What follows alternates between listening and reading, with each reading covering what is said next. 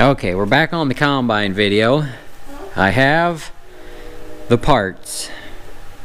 Should have them all matched up and ready to go. We got some help out here in the shop. These are the twins. I know I don't share them a lot on Facebook, but they're a little over 2 years old now, and we have a third one that was born back in July, which I don't think I mentioned at all. A couple people through YouTube know that I text occasionally, but we have 3 future farmers now, and they're out here helping me tinker and lose my parts and lose tools. And Zeb has found some nuts from the corn planter. Yeah. They were playing with a pile of rye and the dump trucks. So anyways, let's talk about our combine parts. I haven't cleaned up any of the stuff yet. I'm not going to do that on camera, but we will go through the parts and I will give you guys the part numbers for what I have found. So all of this has come from AGCO except 3 bearings that I bought off of eBay. So we have, this is that grease seal that you seen me pull off when I was taking the variable speed off, and for some reason there is no part number on that bag. So let's see what we have. I spent about $300 on all this stuff, which was a little bit cheaper than getting everything through AGCO. Just at AGCO I spent $232. Yeah, what you got? A little nut. Hopefully that doesn't go to anything important. So I ordered 3 bearings off of eBay, 1 bearing being the one that was bad. This was $145 at AGCO. I paid 34 bucks for one off of eBay. It was a new old stock bearing. We'll talk more about that when we get to it. But so the grease cap, it is part number 7116576. That was like 4 bucks. So you need that for the end. And there, I just filled the bag. I thought there was 2 in there. So we got that. These bearings, that part number 713087770, both of those go to the tailings auger, and these are the flanges for them. They are 711333361. What? Yeah, you got a little nut. Go put it in your dump truck or throw it. That works too. You got those. We'll go to these ones. So these are the 2 bearings that are in the clutch mechanism for the separator, and they are part 711311910. Now, one thing I've learned about AGCO is you drop the 7 off the front, and then that would be the original Gleaner part number. But we're going to open these up, and we're going to go one step further for those of you that might want to try to shop around and get stuff maybe cheaper. This is an SKF bearing. I don't know if you can see that. And it is SKF number. Let's see, there's a couple numbers on here. So there is 300305U. I don't think that's the number though. I think this is the number. There's a lot of numbers on this bearing. So there is a 12G-88128. Then there is a TN9/GJN. So that's what those bearings are in SKF part numbers. And they were, I don't remember how much they were. And then we have in the variable speed drive, there is a backing washer for 2 O-rings. 7115261. There's only one. They sent me 4 because that's obviously what comes in a pack. Then I said there was 2 O-rings. These are the 2 O-rings, 709-23571. And then we'll go into the bearings that I bought off of eBay.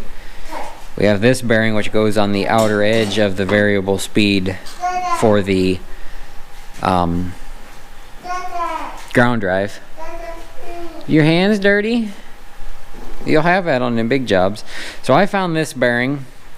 It is a Timken 9113PP bearing that crosses over to whatever this one was. This one was a Koyo. Most of these were Koyo bearings. And then this bearing was the one that was in that idler pulley that was bad. This is a very common bearing I found on eBay.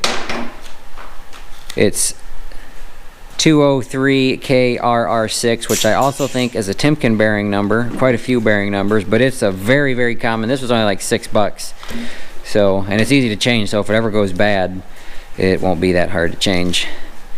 And this bearing, I think, went on the outside of the variable speed clutch. I don't remember exactly, but it is part number R122400102. I don't remember the original part number, but I know that's not it. A couple of these bearings, the part numbers changed. Then this bearing right here was the expensive one. And I found this one on eBay just by chance. I had to do a lot of crossing to find it. And the box doesn't have the number. But this is a made in USA bearing. It was made by New Departure, NDH. I can't remember what the H was. But it's an NDH bearing. LA114 is what it says on it, but that is not the part number you will find it under. And I can't remember the part number you'll find it under, but I will look it up because it crossed. I tried crossing it. Numbers on this bearing were completely gone. They were right where I torched. So I looked up the AGCO number, which you can go to AGCO's website and get on their parts book lookup, and you can find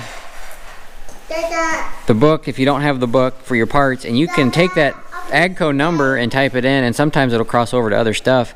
But Timken also has a book online to where you can reference like John Deere parts numbers for bearings, Case parts numbers for bearings, AGCO part numbers for bearing, and don't type in AGCO number, type in Alice Chalmers number, and it'll bring that page up, and you can cross bearings over from there.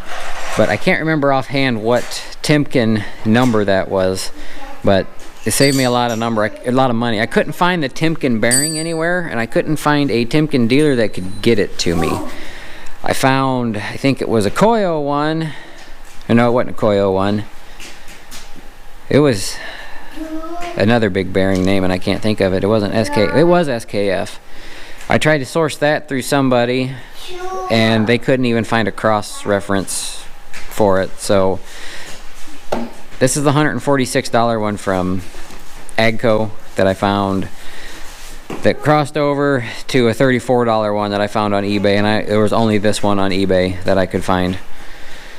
So that one saved me a lot of money, but was also, I took a chance at buying it just in case it didn't fit, and it scared me. I thought this was a flat bearing, had a flat bearing race, but it didn't, so thank goodness. Now on to this bearing. So this is the bearing that sits in the frame of the combine on the separator clutch side, and this right here is what I took out, looking in it like that. So I put that bearing over here, and I set this box down, and the bearing was bigger than the box, and I immediately had a panic attack because I want to get this thing together and do corn this weekend. So I pulled the bearing out, and there was this thing, and I'm like, that's not right. So I got to looking at this bearing, is pushed into a bearing retainer, I think it's called, and then this goes into the retaining flanges that go to that side. So in this bearing, which is AGCO number 700721594, is like a $54 bearing, but it is also an SKF bearing with a bunch of numbers on it. Has number 6309-2RST/03GJN, and then it also has a 12308T, and that's all of them. So you can look that up, and if I remember, I will try to go through this video and I'll try to put all the AGCO numbers and what they cross with in the description, so that way if somebody wants to try to look them up, if they think they can get them elsewhere, or if they have one laying on the shelf, just a random bearing, and don't know what it's for, you might be able to use it. But now I'm going to clean some parts up and clean the parts up and start putting stuff back together, and I'll bring you guys back when I start assembling stuff on the combine. Okay, we've had our first casualty. See that? That's cracked. This is what engages your separator clutch. So, luckily I have some parts machines, and I was able to steal one off of the dedicated parts machine. The reason I say dedicated parts machine is because I took this one off of the other combine that I bought when I bought this one, and I haven't decided to kill it off completely yet, but this was easy to get off. But it is absolutely slap wore out, and the one off the dedicated parts machine was in better shape. Still not as good as the one that was on this shape on this combine, but either way, we got that taken care of. I'll have to look, see if I can buy them, because if I do ever decide to get the other machine running, I will need one. But we got that taken care of. We got most of the bearings put in, the stuff that require bearings.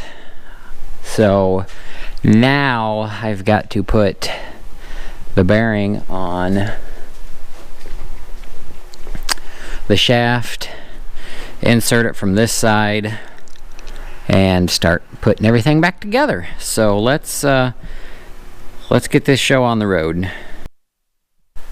Okay, before I get too carried away putting this thing back together, we got the shaft in with the bearing on each side, and I already put the little cone pulley, or not the cone pulley, but the little cone hub on this side with the keyway. So a little tip I'm going to give you guys: don't do as I did, do as I say. So put this bearing on the shaft first, because the collar locks that one in place, and the bearing will not slide out of the collar as long as your collar is good. I put this bearing on first, and this bearing will slide in that collar that goes around it. So as I was hammering that bearing on, I was just pushing it out of this side, and I was at the point of no return. I couldn't get either bearing off, so I ended up trying to hammer from this side after I got the locking collar on that side, and it worked for a little ways, and then it just wouldn't go anymore. So then I put a hillbilly rigged contraption on this side with a ratchet strap, that hillbilly rigged contraption, and beat the bearing on from this side, this bearing. So put this bearing on first, get it seated where it needs to be, locked on, and then put the other bearing on with the shaft in the combine. It'll go a lot smoother. I've probably spent 2 hours trying to get this done, or at least it feels like 2 hours. I haven't checked the time, but I got the cone hub on, and next we got to put that on. I need to try to get the bolt out of it that I broke off in it, so I'm going to work on that fun little project off camera. Okay, we got that pulley on there now. That takes the 3 Allen heads. I broke 2 drill bits trying to get that bolt out, so guess what? That bolt lives in there. I know that pulley's probably balanced and it's going to throw it just a little bit out of whack. That's why I wanted to try to get it out, but I guess if it causes too much problem, I have a parts machine we can get one from, but I got it on there. It's not quite as far back as it was before. I put the bolts in, got them tight, tapped on it a little bit, got them tighter, and I got it about as far as I can go. It's got just a little bit of a gap. So, I mean, it should work. So, next is the outer pulley. Now this has O-rings in it. It has an O-ring and a backer ring on this side, and then an O-ring and a backer ring on that side. Now the O-ring and the backer ring were just pretty much shot, and I couldn't tell the difference between them on this side, but the other side, the little backer ring was towards the outside, so I put the little backer ring on the outside of this side. So there's 2 backer rings and 2 O-rings. Now I think the parts book only calls for 1 O-ring and 2 O-rings and 1 backer ring. Let's go take a look. I can actually tell you, because I was only going to order 1, and I'm glad that it came in a pack of 4.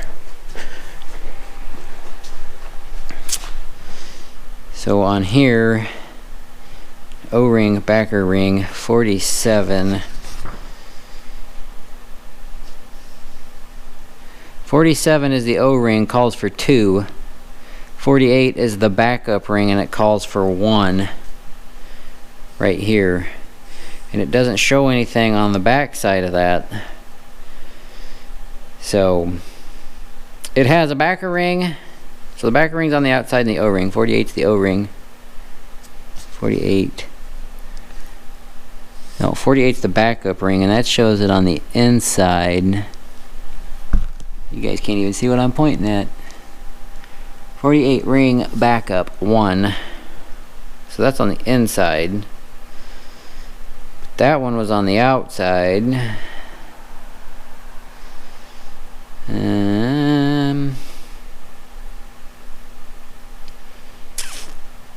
I don't know. I guess I'll switch the other 2, the outer 2, to have the O-ring on the outside, but I'm gonna leave the back ones because that's the way I took them apart. I'm not saying that's right, but I think this combine's been apart before, this shaft at least, because I didn't cut the shaft when I cut the bearings off. There was marks in there where somebody had cut it with a torch. They got a little overexcited, I guess, and cut into the shaft a little bit. So I'm just going to switch these 2 around. I don't know what the difference would be. If any of you would know what the difference would be, let me know. But I'm going to switch these 2 around. I'm going to leave them 2 the way I found them, and we'll get that slid on and get this side put together. Okay, we got this side back together. Belts on. There's that nice... Ow! Ooh! That hurt. Hey, there's a grain auger there. Oh. I got that grease thing on there. That's how that's supposed to look.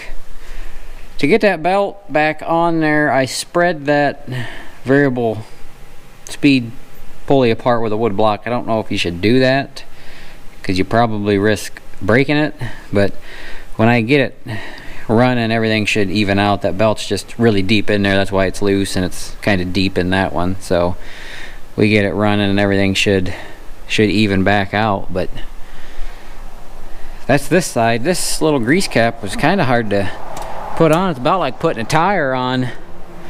So, but we got it. This side's done. Now on to the other side, and I want to get that side done tonight. Tomorrow I'll probably work on putting this elevator back on. I have to go and find a hinge for that door down there. So This side's just a little bit more complex putting back together, but shouldn't be too bad. So let's figure out what we got to do. Okay, so the way this one goes, you got your main bearing on the combine, and then you have like a 2-inch spacer ring. Then you put a bearing on and another spacer ring, and then inside this pulley hub there is a snap ring that I didn't take out. I don't think you have to take it out. There's a snap ring. Then you put the outer bearing on, flush back against that snap ring, all the way back against that spacer and the other bearing. And then there's another snap ring that goes in front of that bearing that locks that hub on. And then this is your clutch. Oh wait, I almost forgot. There's the big nut that goes on there, and to get that on there I got it tight, and I took a crescent wrench and just gave her a good tap with a sledgehammer. Got that on there, and then this is your clutch assembly, and that slides on the splines. And from there we have to put that pulley on there with all them bolts, and then the dust cover, and then the arm that fell on the ground, and that puts the separator clutch back together. Oh, and we have to put all the belts on that we had to take off of this side, and then we'll need to tighten this pulley up. This bearing has probably about as much play as the other one did, but at least we know it's a good bearing. So I mean, that thing will spin forever. So yeah, I'll get this last little bit put back together, and we'll bring you back. Alright, I cheated you guys out of some footage again. I got the tailings elevator on, the new bearings in that. I got the pulleys switched over for corn. That's the big 20-inch. Now I'm going to give you a word of advice. It's easier to get the belt on here and put the pulley on, because that's all the clearance you got to try to get the belt in there after you get it on. And while I had this chain disconnected, I screwed this in as tight as it would go, which will make this as slow as it'll go. And then I calibrated my lever in the cab. I tightened it down as slow as it would go. So now we should be set for the slowest setting, and then I will adjust from there when I start taking corn off. But I do that periodically, so that way I know everything is indicating as accurate as it's supposed to be. I also changed this pulley assembly and pulley out. The other one was slopped out, and this one ain't got no slop in it, so that's tight. We got everything buttoned up and greased, so now is the moment of truth, and I'm a little bit nervous. We're gonna fire it up and try everything out.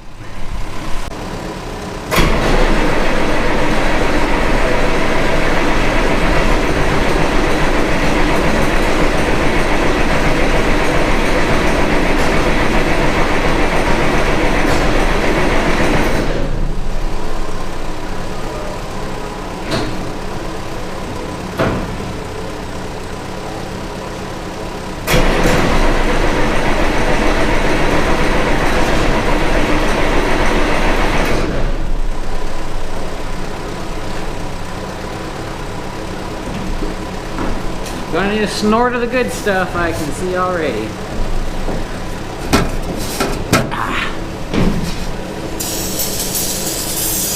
Loader down there.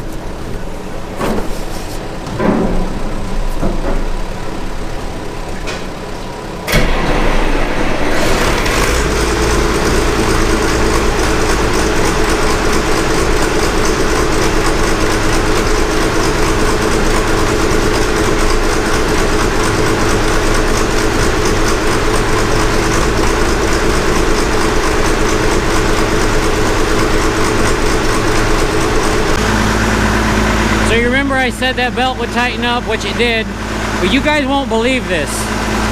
There is absolutely no noise coming from this. I'm gonna try to find a shot and put in here of how this thing sounded before.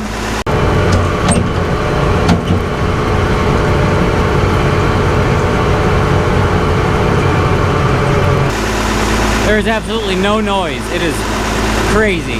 This combine is so much quieter already. Now it sounds like there's a little bit of noise coming from here, so that'll probably need bearings eventually. And then I don't ever remember what it sounded like over here. Probably pretty quiet, because I don't think there was anything bad on this side.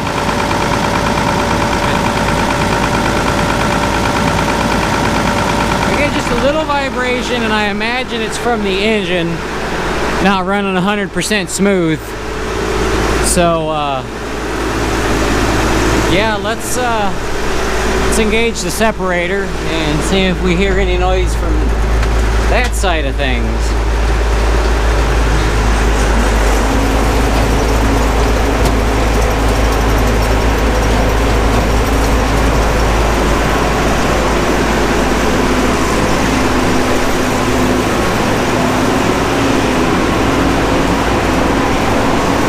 I like the fact that that pulley doesn't rub anymore.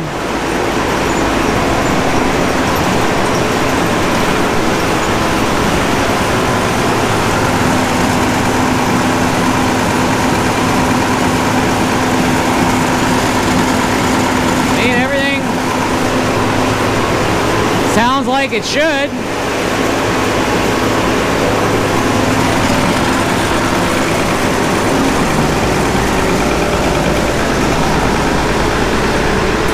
Don't do what I do. Do as I say and don't do that. But yeah, I say she's good to go. So that's how you fix your bearings and stuff on your separator clutch shaft. Yeah. And we're gonna call this repair video good. I'm gonna go out, get the corn header hooked up, and we're gonna try to shell some corn.